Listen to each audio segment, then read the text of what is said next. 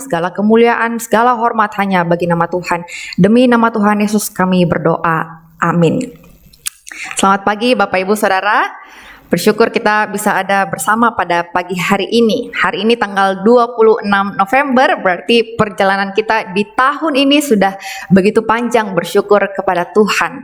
Saudara, tema kita hari ini orang Kristen dan air mata. Saudara, kalau kita mau pikir tema ini sangat-sangat relevan di dalam hidup kita. Saudara, kita ada di bulan November, 11 bulan. Paling tidak kita sudah satu kali menangis, paling tidak. Jadi entah kita tua atau muda, sakit atau sehat, kerja atau studi, air mata itu betul-betul teman seperjalanan kita. Nah, satu tulisan di studi begitu dari American Academy of Ophthalmology, jadi dia belajar mengenai mata. Ternyata ada yang menarik dari air mata kita sebagai manusia. Manusia itu bisa menghasilkan 3 jenis air mata yang berbeda. Ini ada dokter mata di sini, iya. Nah, Bapak Ibu, ada yang namanya nasal tears. Jadi itu berbicara mengenai mata kita itu harus dilindungi dari kotoran, dari debu. Jadi tiap kali misalnya kita berkedip itu mata kita dibersihkan. Ada juga yang namanya reflex tears. Bapak Ibu mungkin pernah lewat di jalan terus habis itu tiba-tiba ada asap sate. Terus habis itu matanya jadi pedis, terus habis itu kita nangis. Lalu kemudian ada juga emotional tears. Waktu kita misalnya merasa sedih, waktu kita marah, waktu kita kesakitan, atau bahkan waktu kita merasa senang, merasa bangga. Itu bisa keluar emotional tears-nya. Dan ternyata ada perbedaan antara tangisan anak-anak, anak bayi, anak-anak, dan juga orang dewasa. Misalnya begini, kalau Bapak Ibu punya cucu, punya anak, terus kita lihat, wah terus rasa lucu sekali, terus kita mau ambil gitu, kita mau gendong. Begitu kita gendong, tidak lama kemudian dia nangis, ya nangis begitu ya. Nah, waktu dia menangis itu kan karena dia merasa tidak nyaman gitu. Dia mau di dekat mamanya. Nah, sedangkan kalau orang dewasa itu menangis karena masalah yang jauh lebih kompleks. Katakanlah misalnya sakit karena fisiknya sakit. Jatuh dari motor, terkilir waktu main bulu tangkis, terus kemudian sakit yang terkait dengan ikatan batin, misalnya patah hati, dimarahi orang tua, dihina teman, atau juga karena empati, kita dengar orang lain cerita terus sedih, dia nangis, kita juga nangis, atau juga bahkan waktu nonton drama. Nonton drama terus habis itu ceritanya sedih, kita juga bisa nangis. Nah, bahkan beberapa alasan yang kuat semisal karena kehilangan orang yang dikasihi. Saudara, seiring dengan berjalannya waktu, kita yang orang dewasa itu menyadari bahwa beberapa hal yang terjadi dalam hidup itu tidak bisa diutarakan dengan kata-kata saja itu, dan kadang-kadang itu hanya bisa disampaikan melalui air mata. Nah, saudara, kisah orang-orang percaya di sepanjang zaman itu juga diliputi oleh air mata. Saudara, kalau kita ingat waktu Musa itu akhirnya sudah tiba waktunya, begitu selesai di dunia ini, orang Israel itu berkabung lama sekali karena Musa, jadi mereka juga menangis. Bahkan Hagar itu waktu dia lihat Ismail hampir mati, anak kecil itu hampir mati, wah dia juga sangat-sangat sedih, dia menangis. Kita ingat waktu Tuhan Yesus juga mati, dia dikuburkan, para wanita itu mengikuti dengan penuh tangisan. Bahkan salah satu yang paling terkenal dan viral itu waktu Tuhan Yesus menangis saat kematian Lazarus.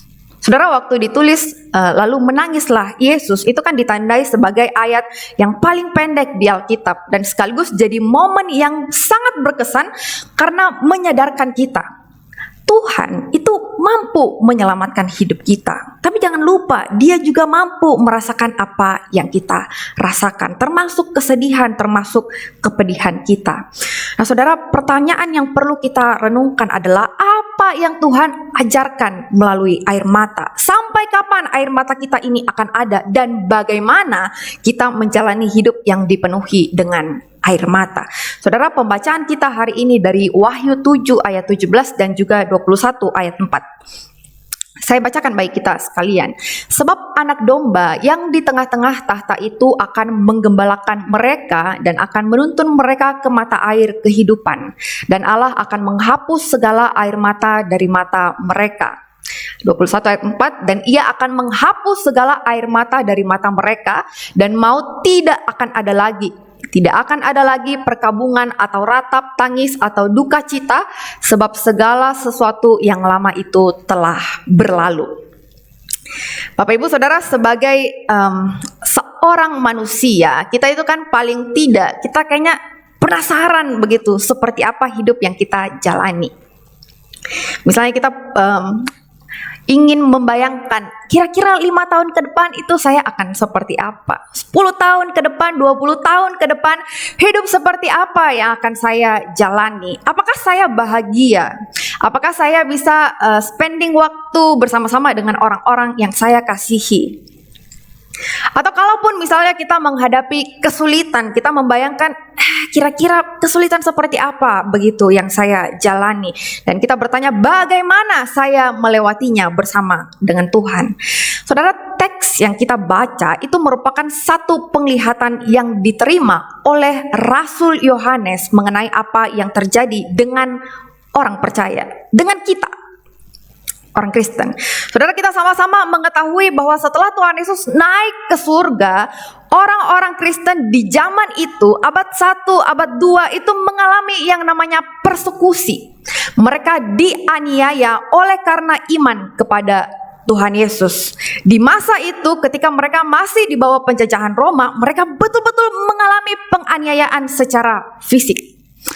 Apa yang terjadi kepada mereka itu betul-betul di luar nalar, membuat orang itu bertanya-tanya, kenapa ini semua terjadi kepada para pengikut Tuhan?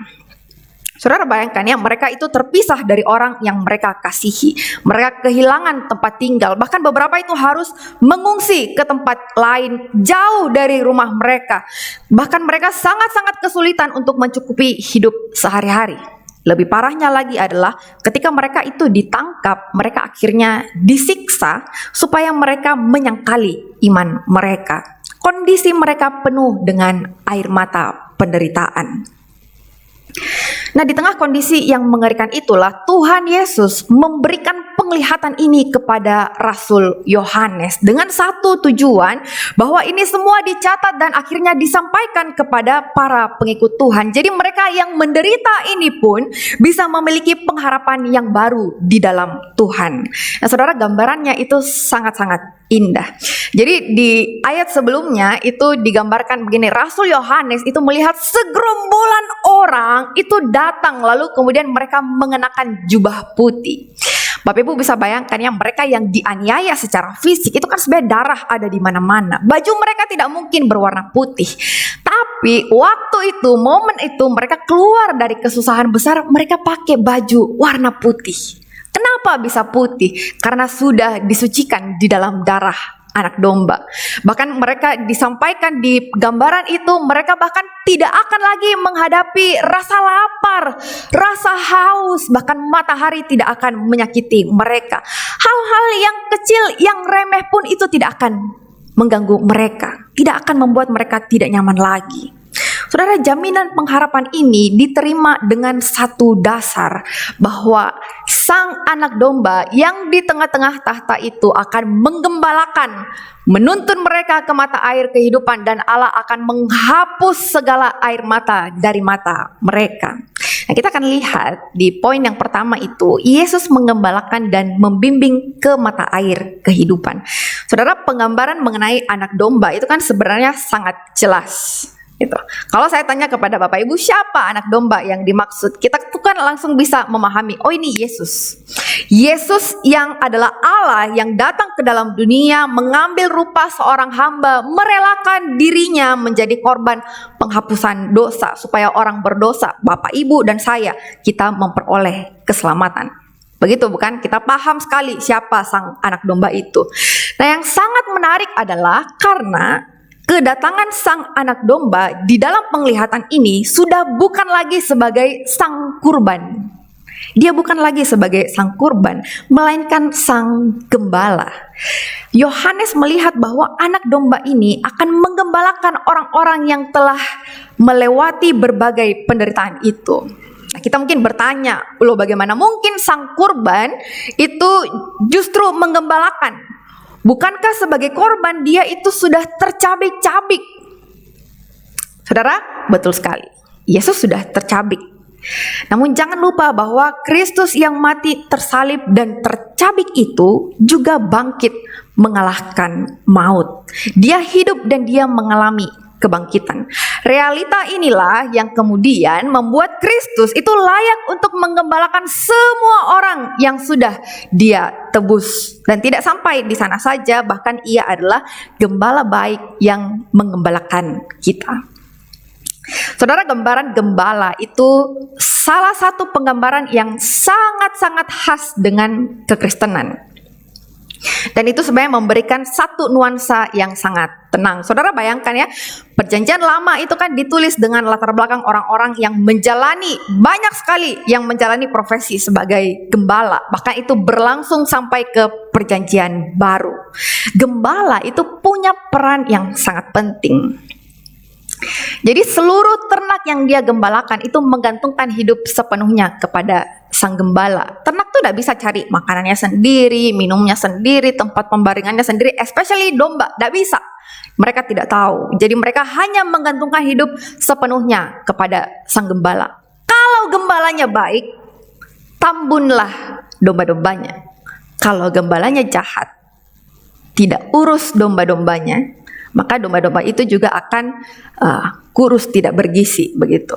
Nah, saudara, Raja Daud yang juga adalah seorang mantan gembala di masa mudanya itu sangat memahami hal ini, dan dia menuliskan sebuah pujian yang menyebut bahwa Allah adalah gembala di dalam hidupnya. Saudara, kita sangat familiar dengan teks ini, Mazmur 23. Daud berkata, "Tuhan, Engkau adalah gembalaku, aku tidak akan kekurangan apapun." Lalu kemudian dia menuturkan, sebagai gembala Allah membaringkan aku di padang yang berumput hijau. Dia membimbing aku ke air yang tenang. Dia menyegarkan jiwaku. Dia menuntun aku di jalan yang benar oleh karena namanya. Bahkan dia bisa melanjutkan, sekalipun aku ini berjalan dalam lembah kekelaman, aku tidak takut bahaya. Sebab gadamu dan tongkatmu itulah yang menghibur aku. Tidak diketahui secara pasti kapan Daud menuliskan Mazmur ini. Apakah mungkin waktu dia masih seorang muda yang menggembalakan kambing domba di padang? Tidak tahu.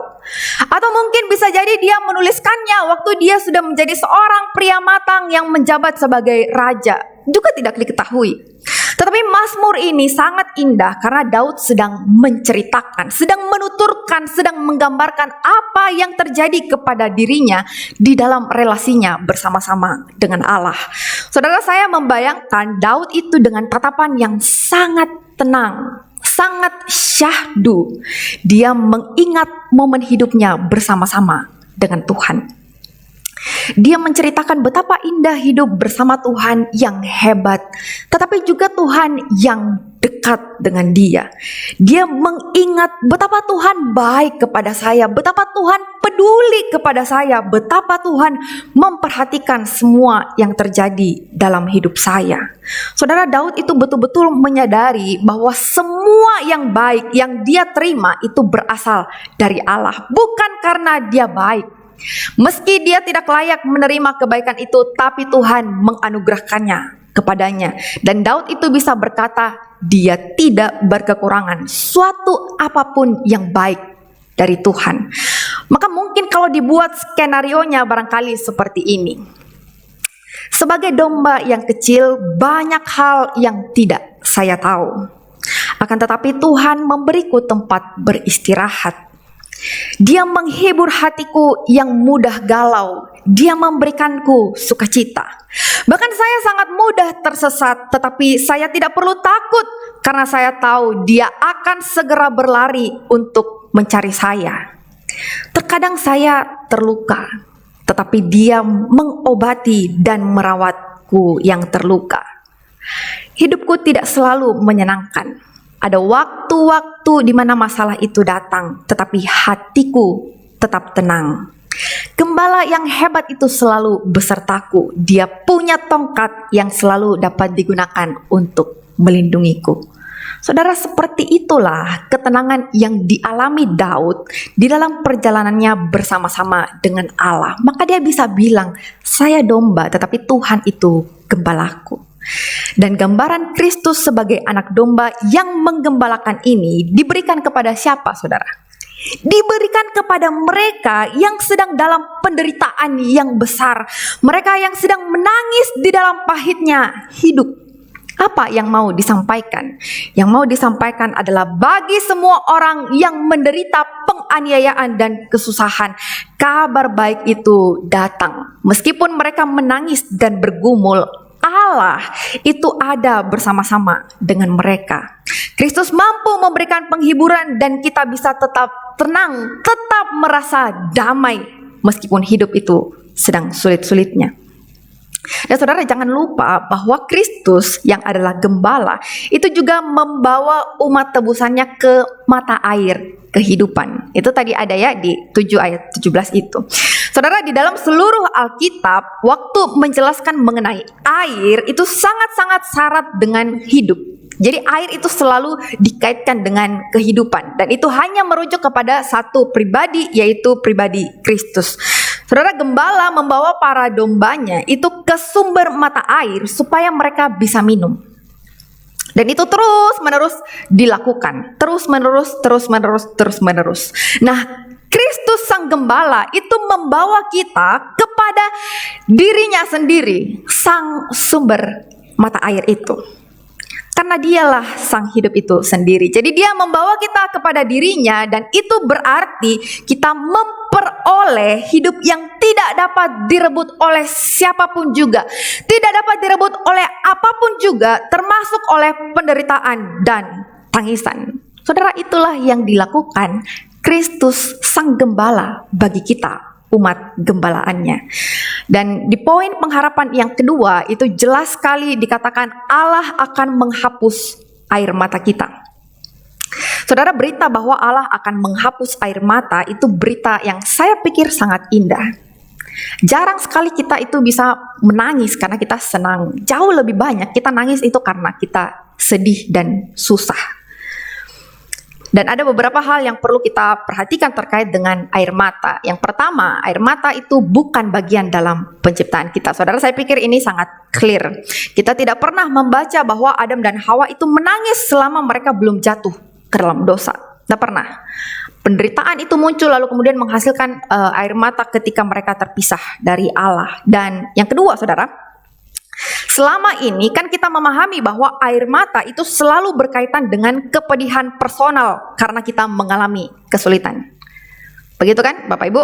Tapi kalau ditelusuri maka semua kesulitan itu akan berkaitan dengan kepentingan kita semata. Misalnya tuh begini, kalau kita nangis karena kaki kita terkilir, saudara, kaki terkilir itu sakit sekali begitu ya. Katakanlah karena kaki kita terkilir lalu kemudian kita menangis. Nah, bukankah itu karena kita? Terkait dengan diri kita semata itu. Atau kalau kita putus cinta, patah hati, itu kan juga terkait dengan kita. Atau misalnya kalau kita sedang bertengkar dengan saudara, bertengkar dengan orang tua, lalu kemudian hati kita tersakiti, itu kan juga berkaitan dengan kita. Nah, tapi di dalam teks yang kita baca, air mata ini punya kaitan yang sangat erat dengan satu kerinduan Allah, yaitu terkait dengan pekabaran Injil. Saudara, saya jelaskan begini. Sewaktu manusia itu jatuh ke dalam dosa, manusia itu kan terpisah dari Allah.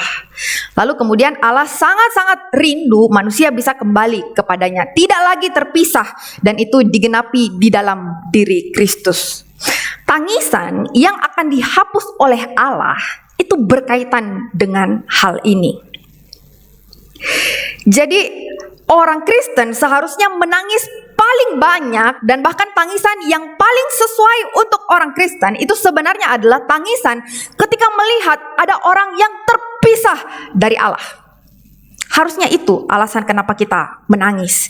Jadi teks ini punya maksud bahwa Allah bukan hanya menghapus air mata penderitaan personal kita, betul itu dihapus, tetapi juga jangan lupa bahwa Allah akan menghapus tangisan yang ini, yaitu ketika melihat dunia terpisah dari Allah karena dosa.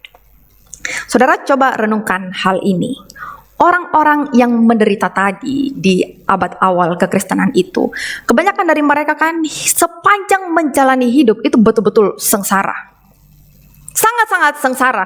Sepanjang hidup sengsara sampai akhirnya mati pun mati dengan cara-cara yang mengenaskan.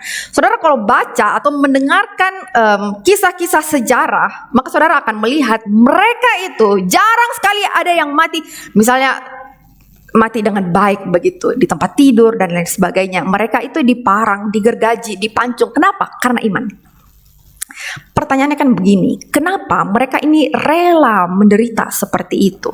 Kenapa mereka mau menangis oleh karena hal-hal yang seperti itu sampai mereka begitu menderita? Saudara, jawabannya adalah karena mereka yang menderita ini mengenal Kristus yang berkorban bagi mereka. Mereka sadar betul bahwa hidup mereka adalah milik Kristus dan itu hidup yang sangat-sangat indah, ditukar dengan apapun juga tidak mau. Kalau ada Tuhan pokoknya cukuplah, entah saya menderita fisik tidak masalah. Yang penting Tuhan ada bersama dengan saya. Jadi mereka ini menangis, mereka rela menderita karena mereka sadar dunia ini sedang binasa di dalam dosa. Dan kehadiran mereka itu adalah satu kesaksian supaya Injil Tuhan didengar dan diterima oleh orang berdosa. Nah saudara, semua tangisan inilah yang akan dihapus oleh Allah. Saudara bayangkan itu ya, pengharapan seperti itu diberikan oleh Allah. Maka di Wahyu yang tadi kita baca itu kan memberikan penjelasan yang lebih lengkap. Waktu Allah menghapus air mata kita, dia bilang tidak ada lagi perkabungan, tidak ada lagi ratap tangis, tidak ada duka cita. Dan semua yang lama ini, semua keberdosaan yang membuat kita sedih setengah mati ini akan berlalu. Betapa ini adalah sukacita bagi semua orang percaya. Meskipun hidup menderita karena kita ikut Tuhan. Kita nangis karena banyak orang yang tidak percaya kepada Tuhan. Tetapi kita malah, jadi kita datang begitu, kita menangisi orang-orang ini. Tapi kemudian mereka menganiaya kita, kita menangis. Tapi kita tahu Dia gembala kita, Kristus gembala kita, dan Dia akan menghapuskan air mata kita. Maka saudara begini, kita perlu sama-sama merenungkan selama ini mengapa sih saya menangis? Kita perlu bertanya, apakah saya itu menangis hanya demi kepentingan saya semata? Atau karena saya sadar saya menangis karena dunia ini segera binasa di dalam keberdosaannya? Saudara, saya ingat sekali bertahun-tahun yang lalu di dalam pembacaan Alkitab yang saya lakukan, saya baca Matius 9:36 sampai 38. Di situ kisah di mana Tuhan Yesus itu datang, dia lihat orang banyak, lalu kemudian dia berkata kepada murid-muridnya, coba lihat orang-orang ini. Mereka lelah, mereka terlantar persis seperti domba yang tidak punya gembala. Lalu kemudian Tuhan berkata kepada muridnya, mintalah kepada Tuhan supaya dia memberikan pekerja untuk tuaian yang besar ini. Saudara, di momen itu Tuhan menggerakkan hati saya untuk berkata, Tuhan saya mau jadi pekerja di ladang Tuhan. Lalu kemudian Tuhan mengutus saya untuk menjadi hamba Tuhan. Saudara, begini loh, tidak semua orang itu kan perlu menjadi hamba Tuhan di gereja. Tidak semua orang. Tapi bukankah kita perlu menjadi hamba kepunyaan Tuhan di dunia? Kemana Tuhan mengutus kita? Bukankah kita sangat-sangat perlu memberitakan Kristus di tengah dunia yang menderita krisis besar karena dosa ini? Tidakkah kita peduli dengan jiwa-jiwa yang terhilang itu? Bukankah kita perlu selalu merenungkan, Tuhan, mengapa saya bisa terlebih dahulu mendengar Injil dan kemudian percaya kepada Tuhan? Mengapa Tuhan memberikan saya keberuntungan hak istimewa sebesar ini? Dan saudara, di atas dasar perenungan seperti itulah, maka kemudian kita berani mati-matian membagikan Kristus kepada dunia ini. Saudara, beberapa hari yang lalu ada sebuah akun di Instagram yang mengunggah satu tulisan penting. Dia bertanya seperti ini, gerejamu kapal perang atau kapal pesiar? Saudara, gereja kita ini kapal perang atau kapal pesiar? Waktu bilang gereja itu kan jelas dia merujuk kepada orang-orang percaya, kita yang berkumpul di sini. Lalu bertanya, kapal perang atau kapal pesiar? Kita ini lagi pergi having fun atau kita sadar kita sedang mati-matian memberitakan Injil Tuhan di tengah-tengah dunia berdosa. Saudara, waktu baca tulisan ini dalam hati saya betul-betul merasa bersalah dan sangat-sangat malu. Karena kadang Tuhan sudah jelas memanggil, Tuhan sudah jelas-jelas memberitahu apa yang penting, tapi saya melakukan agenda-agenda pribadi saya saja. Saya lupa bahwa saya ini adalah pekerja di ladang Tuhan, bukan di ladang saya secara pribadi. Saudara, kalau kita mau mengevaluasi the way kita beribadah, the way kita menjalani hidup, cara kita menjalani hidup sebagai gereja, kalau kita mau jujur saudara, rasa nyaman, rasa aman, perayaan demi perayaan, entertainment, itu kan sebenarnya membuat kita sangat-sangat mudah menggeser fokus kita, bukan lagi kepada pemberitaan Injil kepada dunia, tetapi demi kepuasan kita sendiri. Saudara, kita perlu sadar gereja ini bukan tempat di mana kita bertemu, hahaha, gosip, senang-senang, nonton konser, bukan hanya untuk ketemu teman meskipun itu penting. Saudara, di satu hari yang khusus ini kita sedang mempersiapkan diri kita supaya keberadaan kita 6 hari ke depan di marketplace di mana Tuhan menempatkan kita dipersiapkan supaya kita bisa cerita Kristus seperti apa yang sudah kita dengar, Kristus seperti apa yang berjalan menuntun kita hari lepas hari. Saudara, kalau hari ini kita mendengarkan Kristus menggembalakan kita dan menghapus air mata kita, 2 poin ini saja saudara, 6 hari kemudian di dalam sepanjang 6 hari itu kita bisa cerita, seperti ini loh Tuhan menggembalakan saya, seperti ini loh Tuhan itu mampu menghapus air mata saya. Seperti itulah kita membawa diri kita ke tengah-tengah dunia ini. Seperti itulah Tuhan mengutus kita. Saudara, sebagai gereja Tuhan kita perlu sadar nilai apa yang seharusnya ada di dalam diri kita. Kita perlu kembali membangun nilai militan. Saudara, orang kalau bilang militan itu kan bersemangat, betul-betul fokus, mengabdi, berjuang demi Kristus dan karena Kristus. Di dalam gereja kita seharusnya menerima, memahami bahwa kita ini sedang dididik ibarat tentara yang siap berperang. Karena apa? Karena kita hanya punya satu fokus. Kristus sungguh-sungguh mati bagi kita, maka kita pun sungguh-sungguh hidup bagi Dia. Saudara, bagi kita secara pribadi, kita harus berkata setiap hari, setiap waktu, Kristus sungguh-sungguh mati bagi saya, maka saya sungguh-sungguh hidup bagi Tuhan. Kristus paham betul apa yang kita alami. Penderitaan kita, Dia paham. Air mata kita, Dia paham. Tidak ada satu hal pun di dalam hidup yang kita alami tanpa Kristus mengalaminya lebih dulu. Dia perhatikan, Dia peduli. Bahkan Dialah yang akan mengubah ratap tangis kita menjadi sukacita yang penuh ketika kita berjumpa muka dengan muka dengan Dia. Saudara, momen itu adalah momen yang begitu kita nanti-nantikan. Kita bertanya, Tuhan, kapan saya bisa ketemu dengan Tuhan? Dengan Tuhan yang akan menghapuskan air mataku. No more tears. Saudara, kalau kita begitu menanti-nantikannya, kiranya momen itu juga bisa kita nikmati dengan saudara-saudara kita. Termasuk bagi mereka yang hari ini belum dengar Injil, tetapi mendengarnya lewat hidup kita. Tuhan kiranya memakai kita, saudara. Dan Bapak Ibu Saudara, belakangan ini kan kita sama-sama sedang menggumulkan mengenai pembangunan gedung gereja dan juga gedung sekolah. Saudara, nilai pembangunan ini betul-betul fantastis. 45M. Saudara, 1% pun juga saya tidak ada. Ada yang bertanya begini, kenapa perlu membangun kembali karena gedung masih bagus, masih bisa dipakai. Ada juga yang bertanya, kenapa mau bangun kembali? Apakah karena mau gedung yang lebih nyaman? Apakah mau karena gedung lebih bagus? Tapi nanti jemaat malah menjadi seperti bos, makin kayak pengunjung mall yang datang hanya sekedar jadi penikmat. Saudara, akhirnya saya juga berpikir, kenapa ya? Apa sebenarnya yang mendorong? Apa yang perlu sama-sama dipikirkan di dalam pembangunan ini? Kenapa seluruh anggota jemaat itu perlu mati-matian investasi jangka panjang? Padahal kita tidak ada yang tinggal di sini, saudara. Ya kan?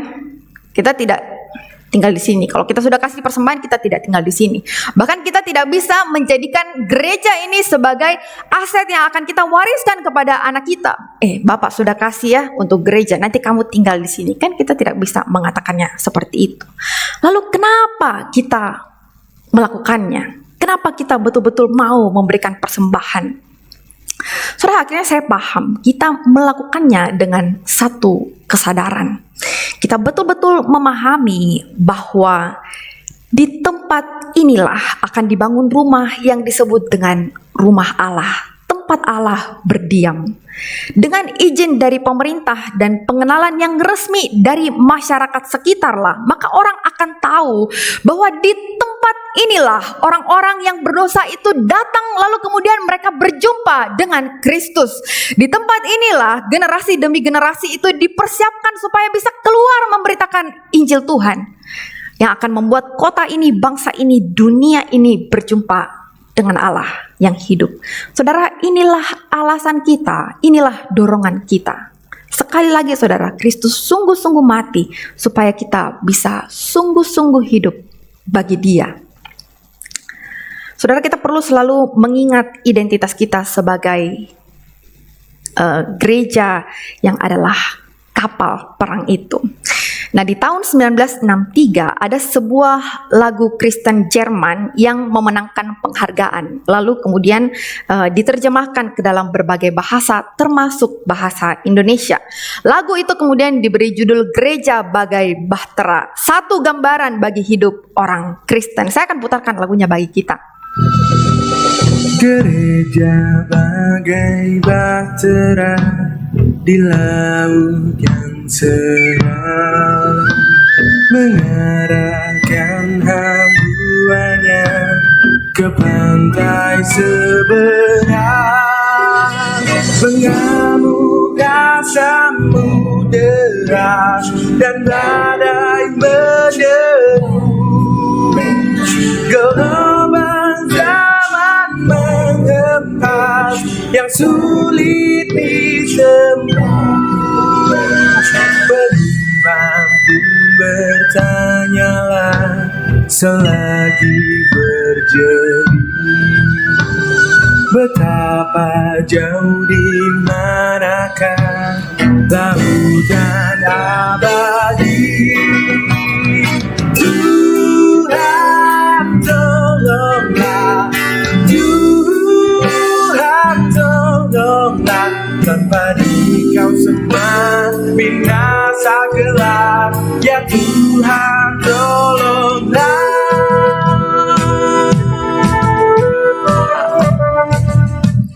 Saudara, tempat yang paling aman bagi kapal besar itu adalah pelabuhan. Tetapi kapal yang besar itu diutus untuk melintasi pulau, menyeberangi samudra, menaklukkan ombak, sampai akhirnya kapal yang besar itu menyelesaikan misinya. Hal yang paling dinantikan adalah ketika kapal yang besar itu berhenti di labuhan abadi. Tetapi sampai dia tiba berlabuh, kapal besar itu harus tetap berlayar. Saudara, demikianlah perjalanan kita sebagai orang Kristen. Hidup di dunia ini betul-betul mengerikan, dan kita sangat-sangat rindu untuk bertemu Tuhan. Namun jangan lupa misi kita selama hidup. Ingatlah jiwa yang dikasihi oleh Tuhan. Saudara, di bagian chorus lagu ini itu sangat to the point. Perjalanan kita sulit dan kita hanya bisa berkata, Tuhan tolonglah, Tuhan tolonglah. Kalau Tuhan tidak ada, semua akan binasa. Tuhan tolonglah. Saudara, arti harafiah dari bahasa Jermannya itu berkata, Tuhan tinggallah bersama-sama dengan kami, tinggallah bersama dengan kami, supaya kami tidak sendirian dalam pelayaran melewati laut yang mengerikan ini. Ya Tuhan, tinggallah bersama kami. Saudara, berita baik bagi kita hari ini, betul Tuhan itu tolong, betul Tuhan itu ada beserta dengan kita. Selama kita masih hidup di dunia ini, ingatlah pengharapan kita. Saudara, Kristus Gembala yang menyertai kita, dan Dialah yang akan menghapus air mata kita. Kasih karunia Tuhan menyertai kita. Mari kita berdoa. Ya Tuhan, kami bersyukur untuk firman-Mu. Kami berterima kasih Tuhan, kami punya Tuhan seperti Engkau. Tuhan, meteraikan firman-Mu di dalam hidup kami. Tuntun kami ya Tuhan, supaya sepanjang hidup ini kami sungguh-sungguh hidup bagi Tuhan, karena kami tahu Engkau berikan nyawa-Mu bagi setiap kami. Terpujilah nama-Mu ya Tuhan. Dengar doa kami. Demi nama Tuhan Yesus kami berdoa. Amin.